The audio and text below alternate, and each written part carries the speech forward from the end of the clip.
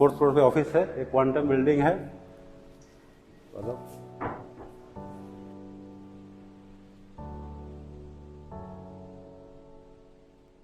Mister त्यागी, नए लोग हैं जिनको चाय का पता नहीं हो तो कंफ्यूज हो जाएंगे, भाई कौन सा पिए कौन सा नहीं पिए। और इसमें 100% बड्स यूज की जाती हैं। ये हमने वैलेंटाइन डे के लिए बनाया है। ये एक्चुअली हिमालयन रोज है, इस पे भी आप देखेंगे बड्स ही ज्यादा है, बड्स ज्यादा है। टिप्स है सर, इसमें तो चीयर्स करना बनता ही है हम लोग का। चीयर्स।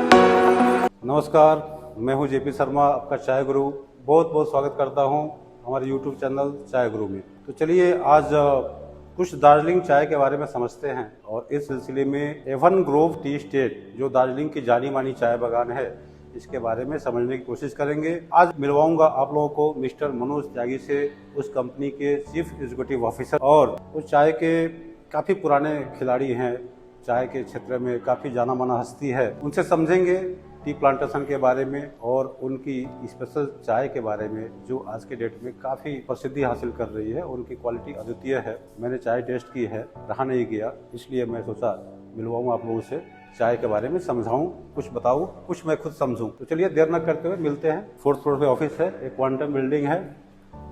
आशा करते हैं मजा आएगा, वीडियो में बने रहें आप लोग। तो चलिए चलते हैं, आइए। तो आ गए हम लोग फोर्थ फ्लोर पे।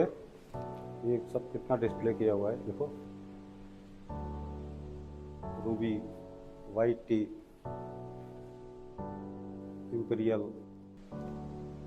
Classic black T, roasted, euphoria, green tea, सबको एक्सप्लोर करिए। एवन ग्रोव का ये ऑफिस है। आ जाओ।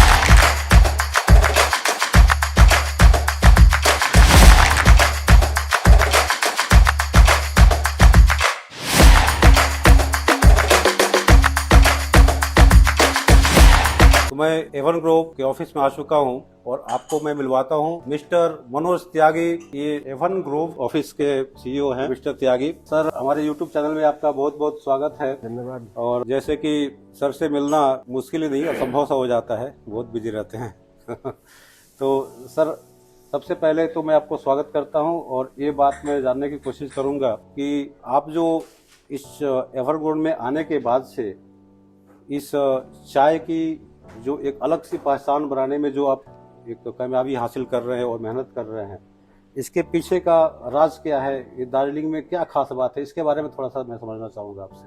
पहले तो मैं आपको ये बता दूं कि एवन ग्रो का खुद का मीनिंग जो है वो है कि एक किसी नदी के किनारे जहाँ बहुत सारी चिड़िया और पंछी चहचहाते हो। वाह वाह, बहुत बढ़िया। तो जहाँ कल कल करके नदी बहती हो, हाँ हाँ हाँ। जैसे हमारे गार्डन में बालासन बहती है, बालासन से पोखरीबोंग तक की हाइट तक हमारा गार्डन है। तो उस ऐसी जगह पे जब चाय पैदा होती है तो उसमें अपने अंदर अपने आप ही एक क्वालिटी डेवलप हो जाती है। नाम भी तो काफी प्यारा सा है और ऐसा नेचर से करीब सा नाम लग रहा है। हाँ। तो ये नॉर्थ ईस्ट फेसिंग गार्डन है, बीच बीच में छोटे छोटे फॉरेस्ट हैं। अच्छा, नॉर्थ ईस्ट फेसिंग करने से क्या फायदे होते हैं इसके? देखिए, सूरज एक साक्षात देवता है इस संसार में। सही। उसकी पहली किरण की अलग महत्ता है, दूसरी किरण की दोपहर की अलग महत्ता है।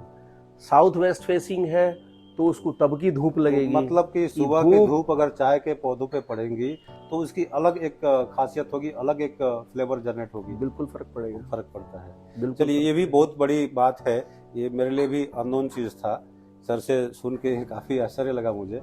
तो सुबह की धूप, जैसे हम लोग बोलते हैं ना कि इंसानों पे सुबह की अगर धूप लग जाए तो उसका सारा दिन बढ़िया जाएगा, विटामिन डी मिलती है, और पहला किरण तो हर आदमी को लेना ही चाहिए, ये शास्त्रों में भी लिखा हुआ है। बिल्कुल तो इस शायद चाय के लिए भी ऐसा ही कुछ है। बिल्कुल, सभी पौधों के लिए सभी ऐसा होगा। पौधों के लिए। देखिए आपने बहुत सारे पौधे सूरज में खिलते हैं, बहुत सारे पौधे चंद्रमा के टाइम में खुलते हैं। तो ये सब एक नेचर की एक अलग से बनाई हुई चीज है, जो बहुत सारी, ऐसा भी नहीं है कि रिसर्च के बाद पता चले, पर ये कुछ अंदर में अलग से ही होता है। एवन ग्रो में जो टोटल प्लांटेशन है उसमें जो क्लोनल है वो भी बहुत अच्छा है। AB2 का काफी बड़ा एरिया है।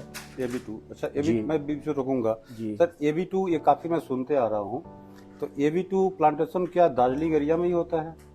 नहीं, AB2 ऐसे उगाया जा सकता है कहीं पे भी, लेकिन जो फ्लेवर दार्जिलिंग में AB2 लगाने से आएगी, और वैसे बेसिकली ये है भी पहाड़ का ही क्लोन, पहाड़ का ही क्लोन है। तो इसकी जो बड्स हैं या कंपाउंड्स हैं जो मैन्युफैक्चरिंग के बाद इसकी फ्लेवरी कंपाउंड्स निकलते हैं, तो AB2 के वो अलग ही है, डिफरेंट ही है। उसके अलावा चाइनीज बुशेस बहुत हैं परसेंटेज में। तो सर AB2 का परसेंटेज क्या होगा आपके गार्डन में? AB2 का परसेंटेज हमारे पास करीब 20% है। 20% होगी।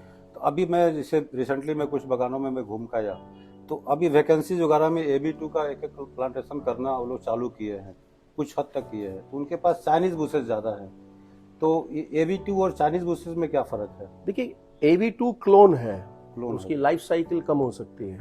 चाइनीज बुशेस जो हैं वो बहुत ज्यादा सेट हो चुकी है दार्जिलिंग की पहाड़ियों पे, उनकी लॉन्जिविटी बहुत है और कैरेक्टर डिफरेंट है। चाइनीज बुश का कैरेक्टर अलग है, AB2 का अलग है।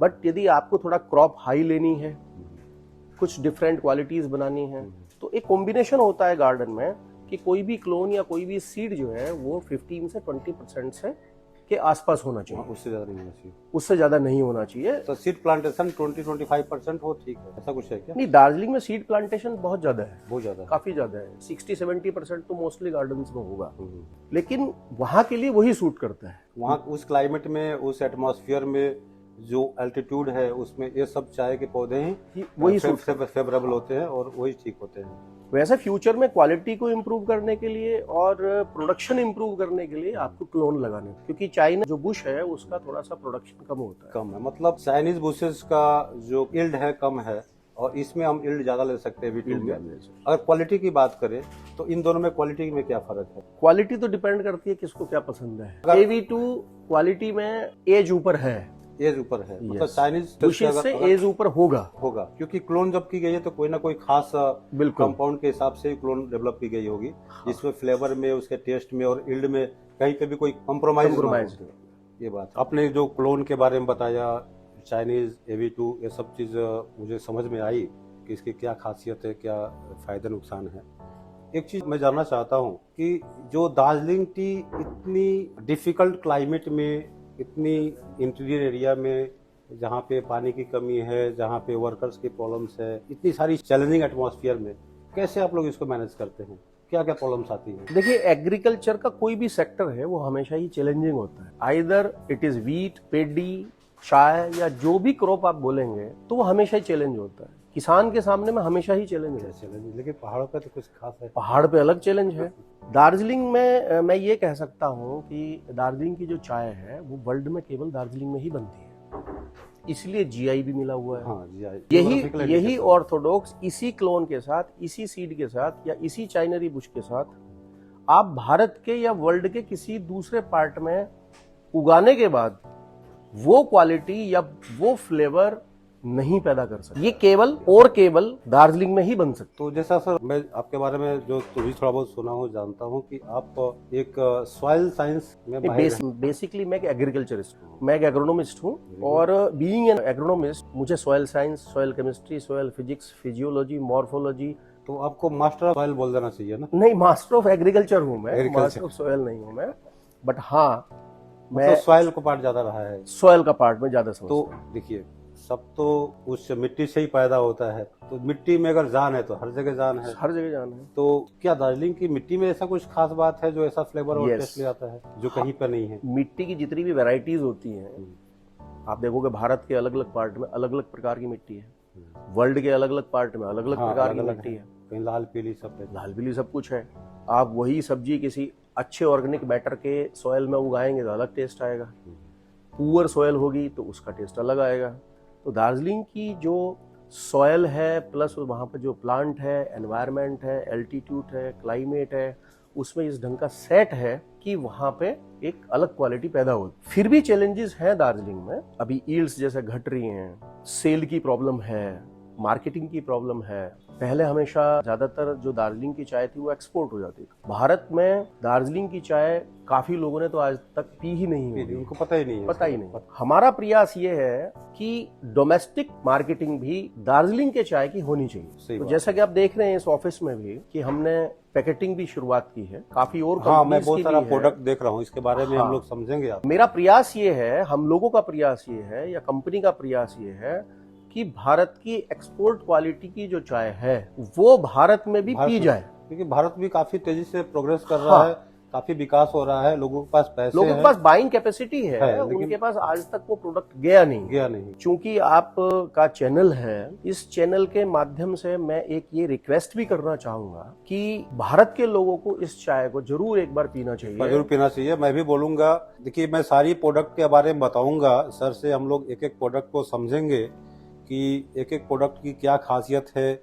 उसकी क्वालिटी में क्या वेरिएशन है। हर एक प्रोडक्ट की एक अलग अलग पहचान है, अलग अलग एक स्वाद है, उसकी फ्लेवर है, उसकी टेस्ट है। हर एक प्रोडक्ट को आप लोग को ट्राई करना चाहिए, क्या पता कोई प्रोडक्ट आपको काफी अच्छी एक स्वाद लाए। तो मेरे ख्याल से इसको जरूर टेस्ट करना चाहिए, समझना चाहिए। मैं इसमें एक चीज और जोड़ना चाहूंगा। हाँ सर बताइए। जैसे सभी किसानों के लिए एक भारत में बायर की जरूरत होती है, कस्टमर्स की जरूरत होती है, उसी के आधार पर मैं बोलना चाहता हूँ कि दार्जिलिंग में भी जो लोग काम कर रहे हैं चाय बागान में, वो भी एक किसान है। हाँ, कंपनी उनको चला रही है, लेकिन वो भी एक फार्मर है। हाँ, ऑर्गेनाइज सेक्टर एक है, उनकी भी जरूरत है, उनके भी बच्चे हैं जो स्कूल में जाते हैं, उनकी भी अपनी रिक्वायरमेंट्स है डे टू डे की। तो भारत में यदि वो चाय पी जाएगी तो रिक्वायरमेंट बढ़ेगी, रेट्स ठीक होंगे, तो उसका फायदा अल्टीमेटली जो पहाड़ के किसान हैं उनको मिलेगा। उसमें भी चाय बागान में करीब 70% महिलाएं काम करती, तो महिलाओं के और बच्चों का उत्थान भी और एक सोशल सर्विस है, एक सोशल सर्विस हो गया, एक वेलफेयर जैसा हो गया। एक दार्जिलिंग की चाय पीना एक तरीके से आपको एक वेलफेयर करने वाला है। और ये जो दूर दराज में जो इस तरीके के वर्कर्स रहते हैं, श्रमिक रहते हैं, जो बच्चे होते हैं, महिलाएं होती हैं, उनकी सारी जिंदगी जो है उस चाय बागान में कट जाती है और उनका रोजी रोजगार वही है। तो चाय को बचाए रखना और इसकी जो विश्व प्रसिद्धि जो हासिल की है, इसको बनाए रखना, ये हम सबका दायित्व बनता है। और मेरे ख्याल से ये घटिया किस्म का तो चाय किसी को पीना ही नहीं चाहिए। सबको एक अच्छी क्वालिटी की चाय पे फोकस करना चाहिए। हेल्थ के लिए भी सही है, आपका मेंटल हेल्थ, फिजिकल हेल्थ, और ये सोशल इकोनॉमी के लिए भी सही है। आपने जो अभी हेल्थ की बात कही है, मैं उस पर एक लाइन बोलना चाहता हूँ कि चाय में दुनिया में पाई जाने वाली कोई भी जो वेजिटेशन है या फूड है, उसमें एंटीऑक्सीडेंट्स सबसे ज्यादा चाय में होते। 748 यूनिट्स के आसपास एंटीऑक्सीडेंट्स होते। उसके बाद एप्पल का नंबर आता है जो 400 समथिंग है। तो यू कैन अंडरस्टैंड कि कितना बड़ा गैप है एंटीऑक्सीडेंट्स के लिए। आजकल के बच्चे पढ़े लिखे हैं, गूगल करके देख सकते हैं कि एंटीऑक्सीडेंट्स की क्या रिक्वायरमेंट है हमारी बॉडी में। जो सोशल एस्पेक्ट है, चाय जो है सोशल गैदरिंग में या सोशल एक्टिविटीज में तो पी जाती है, लेकिन यदि दिल्ली में बैठने वाला आदमी या दिल्ली में रहने वाला आदमी दार्जिलिंग का एक कप भी पी रहा है, तो ये जान के चलिए कि आप दार्जिलिंग में रहने वाले मजदूरों का, जिसमें महिलाएं सबसे ज्यादा हैं, जहां से माइग्रेशन हो रहा है, क्योंकि वहां पे यदि डेवलपमेंट नहीं है, यदि चाय भारत में अच्छे से नहीं बिक्री हो रही है, तो बिक्री का सर मैं मानता हूं कि इन लोगों तक चाय के फायदे के बारे में बातें पहुंचाई नहीं गई हैं। वो इस तरीके के चाय टेस्ट भी नहीं किए। उनको अवेयरनेस की जरूरत है, समझाने की जरूरत है। अंग्रेज इतने बुद्धू नहीं है भाई। चाय तो ऐसा पेय पदार्थ है जो एंटी एजिंग का भी काम करता है। हाँ। उनके स्किन, उनकी जो एक एनर्जी लेवल बनी रहती है। भाई दार्जिलिंग की चाय, अच्छी क्वालिटी की चाय दिन में एक ही बार पियो, लेकिन जरूर पियो। मेरा मानना ये है। उसमें दूध, चीनी, ये सब फालतू के मिर्च मसाले डाल के तो बॉयल नहीं होता है। आप नेचुरल तरीके से पी के देखिए। सर मैं आपके ऑफिस में आते ही एक कप चाय पिया, पसीना निकल गया। नहीं, ये दार्जिलिंग की चाय में क्या है, जैसे देखिए हमने आपकी चाय में शुगर नहीं डाली थी, ये अपने आप स्वीट है। हाँ। और अपने आप फ्लेवर डेवलप होती है। जो प्रोडक्ट्स की आप बात कर रहे हैं, उन प्रोडक्ट्स में आप देखिएगा कि हमारे पास करीब 20 टाइप्स की चाय बनाते हैं। आप समझिए उसमें से करीब 15 टाइप्स की फ्लेवर्स हैं। मतलब सारा नेचुरल, सारा नेचुरल है।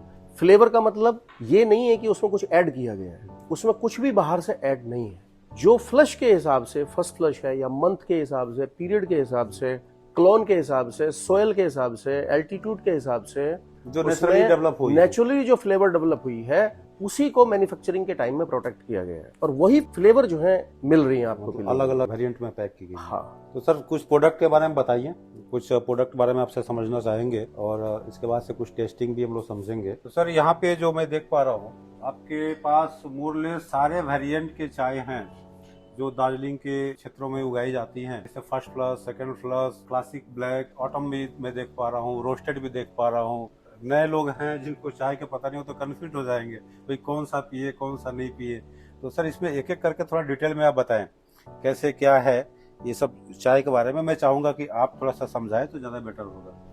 तो ये जैसे मैंने अभी आपको थोड़ी देर पहले बताया था कि मंथ के हिसाब से, क्लाइमेट के हिसाब से, एल्टीट्यूड के हिसाब से, क्लोन के हिसाब से अलग अलग फ्लेवर्स की चाय बनती है दार्जिलिंग में। तो जैसे कि आपने अभी ये ऑटम वंडर बोला, तो ये ऑटम में ही ये फ्लेवर आती है, ऑटम में जो भी चल रही है, जो भी चल रही है, ठीक है। तो ये इसलिए इसका नाम है ऑटम वंडर, ताकि एक अलग फ्लेवर आपको मिलेगी। मतलब स्पेशली ऑटम का ही चाय, ऑटम का ही चाय है। अब फर्स्ट फ्लश है जो, तो वो फर्स्ट फ्लश की है। इसके बाद एक अलग फ्लेवर आती है मस्केटल। तो फर्स्ट फ्लश में सर आप जैसे कि एक मैं बीच में रुकूंगा, जैसे फर्स्ट फ्लश का ये अपने पाउच दिखाया और इसके 3 डब्बे भी होंगे। हाँ, टिन भी है इसका। ये फर्स्ट फ्लश, तो ये जो टीन और पाउच क्या क्वालिटी में फर्क है कि एक ही है?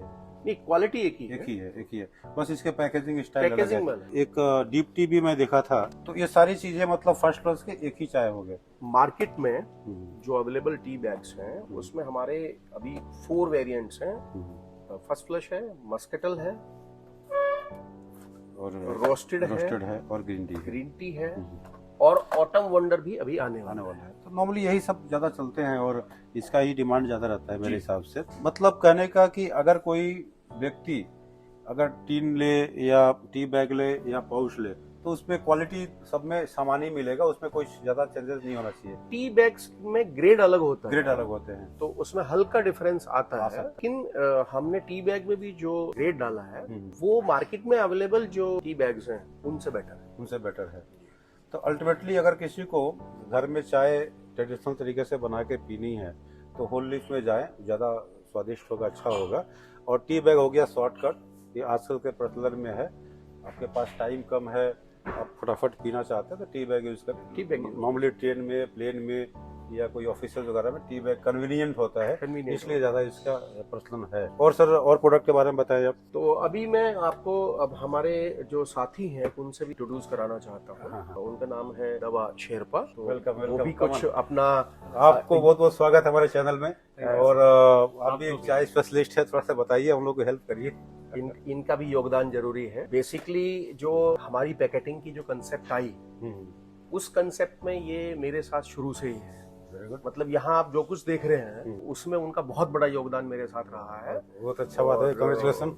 जैसे कि ये फर्स्ट क्लास हो गया। अब ये मस्कटल क्यों लिखते हैं? तो जो नए लोग हैं वो तो कंफ्यूज हो जाएंगे, मस्कटल कौन सा बीमारी का नाम है? ये मस्कटल मैंने काफी सुना है इस चाय के बारे में, और मस्कटल मैंने आपकी चाय को पी भी है। इस चाय को मैं आज से नहीं, कई दिनों से पी रहा हूँ। लाजवाब इसका अंदर टेस्ट है, फ्लेवर है और कड़क भी, स्ट्रॉन्ग भी काफी है। और इसकी लीकर ऐसा लगता है ना सीटीसी जैसा है दूर से, लेकिन पीने से किसी वाइन से कम नहीं है। इसके बारे में थोड़ा आप बताइए क्या है ये? सर ये मस्कटल जो है ये हम लोग हार्वेस्ट किया जाता है इसको समर टाइम में। समर टाइम मतलब क्या बरसात होती है उस समय? नहीं, बरसात नहीं होता है, रेनी से पहले और आफ्टर स्प्रिंग का बाद में जो समर आता है, मिड मई से आफ्टर मिड में शुरू हो जाता है मस्कटल का। तो मस्कटल हम लोग का वहाँ पे हार्वेस्ट होने शुरू हो जाता है। तो इसमें ऐसा है सर कि एक ये समर टाइम में ही होता है ये चीज, और इसमें एक ऐसा टाइप का फ्लेवर पत्तियों में आ जाता है ऑटोमेटिकली, उसमें ऐसा जनरेट होता है टेम्परेचर से या जैसे भी, मतलब अच्छी खासी, मतलब कुछ रीजन्स रहता है जो क्लाइमेटिक रीजन्स वगैरह रहता है और इन्वायरमेंटल रीजन्स रहता है, जिसका कारण से पत्ती में एक फ्लेवर आ जाता है। और ये फ्लेवर हम लोग कंपेयर किया जा सकते हैं सर एक मस्कटल वाइन बोल के, जो ग्रेप से बनाया जाता है। ग्रेप से बनाया जाता है जो वाइन। तो अगर ये चाय पिए तो वही एक आफ्टर टेस्ट हो या तो वही फ्लेवर जो है जो वाइन में मिलता है, उसी टाइप का एक एस्ट्रिंजेंट फ्लेवर हम लोग को इसमें मिल जाता है। मिल जाता है। तो नॉर्मली जब मतलब थोड़ा सा समर डेज आती है, थोड़ा सा ह्यूमिडिटी परसेंटेज बढ़ता है, थोड़ी सी गर्मी बढ़ती है, तो ये मस्कटल फ्लेवर ऑटोमेटिकली धीरे धीरे जनरेट होने लगता है। जी सर। और उस समय जैसे जैसे बारिश होता है फिर ये हाँ, और उस समय का जो टेम्परेचर है, मैं हाँ, मानता हूँ कुछ समय का टेम्परेचर ये फर्मेंटेशन में भी काफी हेल्प करता है, थोड़ा सा जल्दी फर्मेंट होगा चाय, हाँ सर। और इसलिए ऐसा कुछ फ्लेवर आता होगा। हाँ सर। तो एनीवे ये चाय आपका जो मस्कटल मैंने देखा, ये काफी जबरदस्त मुझे लगा, हाँ सर। और इसको एवरग्रीन टी बोल सकते हैं। ये सब समय पीने के लिए परफेक्ट मैं मानता हूँ इसको। अच्छा, आपके पास बहुत सारे वेरिएंट है और टाइम कम है, तो मैं चाहूंगा कि फटाफट सब पे कवर कर दी जाए। तो जैसे सर हम बसंत ऋतु से गए और समर में आए, उसका बाद में जब बरसात का मौसम आता है तब भी चाय बनाया जाता है। तो उस टाइम क्या होता है सर, हम लोग थोड़ा सा दर्शकों को भी आप बताइए। हम लोग बरसात का टाइम में या तो नॉर्मली समर का टाइम में भी बोला जा सकता है कि हम लोग कुछ कड़वा या तो स्मोकी टाइप का एक फ्लेवर रुचि रखता है। हाँ। और अभी सब यही ट्रेंड में है, जो भी चीज होता है वो स्मोकी फ्लेवर में लेते हैं, तंदूरी हो सब चीज। तो इस टाइम में हम लोग सर ये बरसात का टाइम में हम लोग रोस्टेड बनाते हैं। अच्छा, ये थोड़ा सा मैं एक क्वेश्चन इसमें है, रोस्टेड को लेके क्वेश्चन है, ये रोस्ट करते कैसे है? आपकी अलग से कोई इसकी मशीनरी है कि उसी कन्वेंशनल ड्रायर में हो जाता है? हाँ सर, कन्वेंशनल ड्रायर में ही थोड़ा टेम्परेचर इंक्रीज करके और उसका कितना टाइम शेड्यूल करके, मतलब थोड़ा टाइम और टेम्परेचर इंक्रीज कर देते हैं। हाँ, ऐसा कुछ स्मोक या ऐसा कुछ अलग से हीट नहीं देते हैं उसमें, मतलब प्रोसेस वही है, थोड़ा सा फेर बदल करके ये रोस्टेड फ्लेवर ले आ देते हैं। मतलब बेसिकली जो टाइमिंग जो आपने बताया, ये कौन सा टाइमिंग सुटेबल है, जैसे फिर से रिपीट करें उस बात को? एक्चुअली हम लोग बनाते हैं इसको बरसात का टाइम में, बरसात का टाइम, मानसून सीजन में रोस्टेड ज्यादा अच्छी बनती है उस समय। समर का टाइम में भी बनाते हैं, लेकिन उसको इसलिए नहीं बनाते क्योंकि उस टाइम मस्कटल फ्लेवर आ ही जाता है। तो देखिए वही तो खासियत है ना, मस्कटल के टाइम में रोस्टेड बनाएंगे तो फिर तो क्रॉप लॉस है और मजा नहीं आएगा। इसको मैं आपको थोड़ा सा सिंप्लीफाई कर देता हूँ व्यूअर्स को समझने के लिए। यदि नॉर्मल सॉइल ली जाए, नॉर्मल सॉइल से मेरा मतलब है कोई एल्कलाइन सॉइल एक्सट्रीमली या कोई सलाइन सॉइल नहीं होनी चाहिए। नॉर्मल जो कल्टीवेशन के लिए सॉइल है, वहीं पे ही आप गुलाब भी पैदा करते हैं, बिल्कुल वहीं पे आलू भी पैदा करते हैं, वहीं पे साग भी पैदा करते हैं, हर तरह की चीज पैदा। इसका मतलब क्या हुआ, सॉइल में सब कुछ था। हाँ, सही बात। गुलाब में उसने गुलाब की फ्लेवरी कंपाउंड को एनहेंस कर दिया क्योंकि उसके जीन ऐसे थे, उसका कैरेक्टर ऐसा था।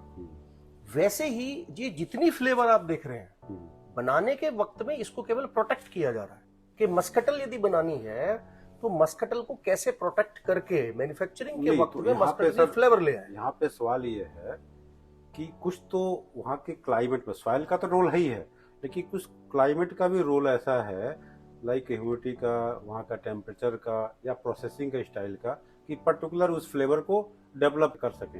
यही तो आप रीजन है ना? बिल्कुल सही कह रहे हैं। ये चारों चीजें जो मैंने आपको बोली, सॉइल से मेरा मतलब अकेले सॉइल से नहीं है। सॉइल कहाँ होगी? किसी क्लाइमेट के पास में। सॉइल कहाँ होगी? किसी एल्टीट्यूड पे। तो ये चारों पांचों जो उसके कैरेक्टर हैं, जो रिक्वायरमेंट्स हैं, जैसे ह्यूमिडिटी है, रिलेटिव ह्यूमिडिटी है, ये सब मैन्युफैक्चरिंग पर फर्क डालती है। हाँ, बिल्कुल। देखिए, एक फार्मर के लिए एक्चुअली सॉइल क्या है? लाइव है, जीवन है, जीवन से जीवन आता है। सब तो वही से होगा। गेहूं में जीवन है, तो जमीन में जीवन था, तभी तो जीवन वाली चीज उसने पैदा की। तो सॉइल समझने के लिए आपको वैसे सोचना पड़ता है। एक सिविल इंजीनियर के लिए सॉइल अलग है, एक फार्मर के लिए सॉइल अलग है। तो ये सारी फ्लेवर, पॉलीफिनोल्स, एंजाइम्स सब सॉइल के अंदर है। सॉइल के अंदर सब सॉइल से आती है, थोड़ा सा क्लाइमेट के हिसाब से उसके फ्लेवर में ऊपर नीचे होती है, और इसी ढंग से उसकी चाय की प्रोसेसिंग की जाती है ना। इसलिए फर्स्ट क्लास का अलग आता है, उसी सॉइल से आ रही है, लेकिन टेम्परेचर और क्लाइमेट उसमें डिफरेंट था। अच्छा, सेकंड फ्लश और मस्कटल में एक फर्क बताएं मुझे। आप लोग पास है क्या सेकंड फ्लश? सेकंड फ्लश में हम लोग ये बनाते हैं, और एक है हम लोग का, इसका बारे में हम लोग थोड़ा देर बाद में और जानेंगे। हाँ। लेकिन सेकंड फ्लश में नॉर्मली एक ब्लैक टी तो बनता ही है जरूर। उसमें उसका अलावा हम लोग मस्कटल भी बनाते हैं, सेकंड फ्लश में बनाया जाता है वो भी, और उसका साथ में हम लोग एक क्लासिक ब्लैक टी बनाते हैं। तो सेकंड फ्लश का टाइमिंग कब से होता है? सेकंड फ्लश यही जो समर टाइम रहता है सर। समर टाइम नॉर्मली मई या जून कब से चालू होता है? जी सर, मई का एंड से सर। मई का एंड से। जैसे डुआर्स तराई में थोड़ा सा अर्ली आ जाता है, हाँ। दार्जिलिंग में थोड़ा देर से आता है। तो मई के एंड से सेकंड फ्लश चालू हो जाता है, मिड में बोल सकते हैं। मिड में, तो उस समय मस्कटल का पीरियड मोरलेस खत्म हो जाती है, नहीं, मस्कटल का शुरू होता है। शुरू होता है। हाँ सर, मस्कटल सेकंड फ्लश में ही बनाया जाता है। लेकिन क्या होता है सर कि हर एक पत्ती में से सपोज मान लीजिए कि एक फ्लेवर डेवलप होने के लिए भी उसका अंदर में एक रीजंस रहता है। सपोज किसी में फ्लेवर नहीं डेवलप हुआ, एक नॉर्मल ब्लैक टी बन गया, तो वो हम लोग टेस्ट करते हैं। अगर वो फ्लेवर में, वो चाय में अगर मस्कटल फ्लेवर आया है तो उसको हम लोग मस्कटल कर देते हैं, अदरवाइज वो तो सेकंड Otherwise वो नॉर्मल black ब्लैक टी बन टी जाएगा। है। लेकिन सर उसी टाइम में सर कोई पत्तियां ऐसे होते हैं, जैसे सर ने बताया उस टाइम क्लोनल वगैरह, उससे हम लोग सर रूबी बनाते हैं। वो रूबी भी सेकंड फ्लश में ही बनता है। हाँ सर, रूबी बनाते हैं सर। और यूफोरिया जो हम लोग का प्रीमियम चाय है, जो एवन ग्रुप जाना जाता है यूफोरिया का नाम से ही, तो ये सब मैं भी एक बार बनाया जाता है। रोकूंगा आपको। आपने इतना बताया तो ये तो जो नए लोग हैं उसको कंफ्यूज हो जाएंगे। ये classic black T normally second flush की चाय बोल सकते हैं। जी सर, नॉर्मल चलिए, ब्लैक टी जो नॉर्मली ब्लैक टी, और ये काफी इकोनॉमिकल होती है और अच्छी होती है। ये भी एक अच्छी चाय में पहचान है, सिंपली जो सब समय पीने के सब लिए। समय पी सकते हैं। अच्छा, क्लासिक ब्लैक टी के अलावा सेकंड फ्लश की चाय बताएं और क्या है? और ये रूबी है सर। अच्छा, इसका रूबी बोलने का मतलब क्या है? रूबी सर हम लोग इससे इंस्पायर्ड हुए हैं कि एक रूबी जो जेमस्टोन रहता है सर, हाँ हाँ, जो अपीयरेंस में ब्लैक होता है और रेडिश थोड़ा, हमारा चाय जो है मतलब रूबी बोलने का मतलब है कि उससे इंस्पायर्ड होकर इसका कीमती- नाम दिया गया। कीमती कुछ है कीमती चीज। और ब्लैकिश है, कीमती है। हाँ सर, और वो इसका अपीयरेंस क्या रहता है सर कि ये थोड़ा ब्लैकिश रहता है, लेकिन जब इसको चाय बनाया जाता है तो इसका कप जो है पूरा रेडिश निकलता है। रेडिश हो जाता है। हाँ सर, देखिए, हम लोगों ने रूबी समझा, मस्कटल समझा, रोस्टेड समझा, इस तरीके से बहुत सारी वेरिएंट है। इतनी सारी वेरिएंट है, इसको समझने जाते हैं तो बहुत टाइम लगेगा। तो सर से एक एट ए ग्लांस में समझने की कोशिश करूंगा। इनकी सबसे बढ़िया क्वालिटी की चाय है तो सब एक से एक। अच्छा, आप लोगों को मैं टेस्टिंग भी दिखाऊंगा, टेस्टिंग क्या है, उसकी फिजिकल अपीयरेंस कैसी है, उसके लीकर कैरेक्टर कैसा है। आप लोग वीडियो में बने रहें, ये सब टेस्टिंग प्रोसेस भी होगा। हम लोग टी बार में भी जाएंगे, चाय की चुस्कियां लेंगे, मजा आएगा। चलिए आगे बढ़ते हैं। सर, इसको फटाफट मुझे बता दीजिए दर्शकों के कि ये कितनी वैरायटी की और क्या क्या है, इसकी क्या खासियत है? सर जैसे हम लोग अभी रोस्टेड खत्म किए, हाँ। सेकंड फ्लश का खत्म किए, अब आता है sir autumn season. Autumn season मतलब बिफोर दिसंबर, जो से पहले, विंटर आने से पहले, नवंबर के आसपास। हाँ सर, ठीक तो है। उसमें हम लोग बनाते हैं ऑटमनल वंडर। तो इसकी खासियत क्या होती है? इसका खासियत ये होता है कि सर इस टाइम जो चाय बनता है उसमें फ्रूटी स्मेल या तो फ्रूटी टच आता है सर, फ्रूटी फ्लेवर आता है, फ्रूटी फ्लेवर मतलब कोई फ्रूट का जूस वगैरह पी रहे हैं जी इस सर। तरीके का। जी चलिए, सर। बहुत बढ़िया।